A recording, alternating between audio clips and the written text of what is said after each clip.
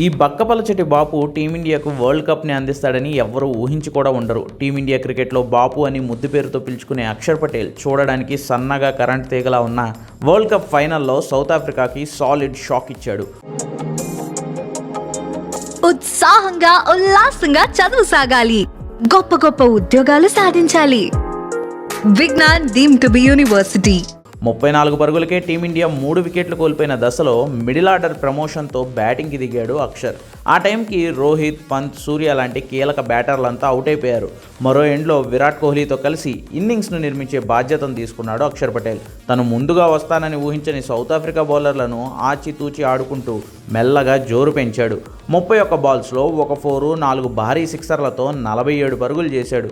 దురదృష్టవశాత్తు డికాక్ విసిరిన త్రోకు రన్అట్ అయ్యాడు. కానీ అక్షర్ పటేల్ ఆడిన ఈ ఇన్నింగ్స్ హాఫ్ సెంచరీ కంటే తక్కువ ఏమీ కాదు అని చెప్పుకోవాలి.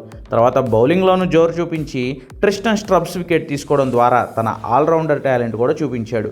ఈ ఫైనల్లోనే కాదు, ఇంగ్లాండ్తో జరిగిన సెమీఫైనల్లోనూ అక్షర్ పటేల్దే హవా. ప్రతి ఓవర్ మొదటి బంతికి వికెట్ తీసుకుంటూ ఇంగ్లాండ్ను ఓడించి భారత్ను ఫైనల్ చేర్చడంలో కీలక పాత్ర పోషించింది అక్షర్ పటేలే. సెమీఫైనల్లో తన బౌలింగ్ గాను man of the match award అందుకున్న అక్షర్ ఫైనల్లో బ్యాటింగ్లో రాణించి టీమిండియా వరల్డ్ కప్ అందుకోవడంలో కీలక ఆల్రౌండర్గా దోహదపడ్డాడు. భారత్ను విశ్వ విజేతగా నిలిపాడు.